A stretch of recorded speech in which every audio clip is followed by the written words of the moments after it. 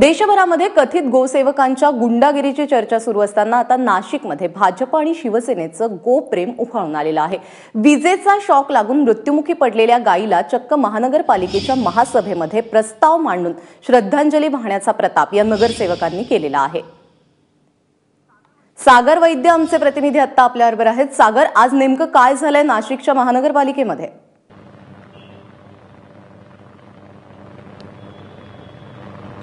प्राजक्ता, खरं तर 13 तारखेला या गायीचा मृत्यू झालेला होता। रस्त्यावर विजेची तार कोसळली, विद्युत प्रवाह पाण्यात आला आणि त्याचा शॉक लागून गायीचा मृत्यू झाला होता। त्यावेळेस शिवसेनेचे स्थानिक नगरसेवक जे त्यांनी विधिवत अंत्यविधी पूजा वगैरे करून त्या गायीचा अंत्यविधी केलेला होता। परंतु काल झालेल्या महासभेमध्ये या गायीला श्रद्धांजली अर्पण केली जावी महासभेत, याच्यासाठीचा प्रस्ताव शिवसेनेचे नगरसेवक जे आहेत त्यांनी ठेवलेला होता। आणि विशेष म्हणजे या सगळ्या घटनेच्याकडे जर आपण बघितलं तर हिंदुत्वाच्या मुद्द्यावरून भाजपची कोंडी करण्याची जी संधी आहे ती जशी राज्य आणि देश स्तरावर शिवसेना सोडत नाही तशी आता महानगरपालिकेतही सोडली गेली नाही।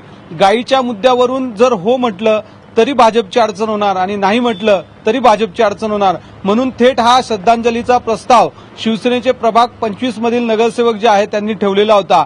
आणि विशेष म्हणजे याला नकार दिला तर आपण हिंदुत्व विरोधी आहोत असा मेसेज जाईल, म्हणून महापौरांनी सुद्धा त्यांच्यापुढे एक पाऊल टाकत श्रद्धांजली तर अर्पणच केली, परंतु या गायीच्या मृत्यूच्या चौकशीची सुद्धा व्यवस्था केली। इतकंच नाही तर या चौकशीमध्ये जे गायीच्या मृत्यूला दोषी असतील त्यांच्यावर कडक कारवाई करण्याचे निर्देश सुद्धा महापौरांनी दिले। त्याच्यामुळे या दोघही पक्षांच्या हिंदुत्ववादी भूमिकेबद्दलच्या एकमेकांची जी काही चढाओढ आहे त्याचा परिणाम म्हणून कधी नव्हे ते असं ऐतिहासिक अशा पद्धतीची काहीतरी वेगळीच घटना नाशिककरांना अनुभवायला मिळाली। कारण एरवी सर्वसामान्य नाशिककरांच्या जीविताची, त्यांच्या सुविधांची, त्यांना देणाऱ्या ज्या ज्या त्यांच्या अडीअडचणी आहेत त्या सोडवण्यासाठी जी तत्परता महापालिका दाखवत नाही ती तत्परता मात्र या गायीच्या मृत्यूनंतरच्या श्रद्धांजलीला दाखवण्यात आली आणि त्याच्यामुळे हा चर्चेचा विषय। प्राजक्ता, सागर, धन्यवाद या सगळ्या माहितीबद्दल।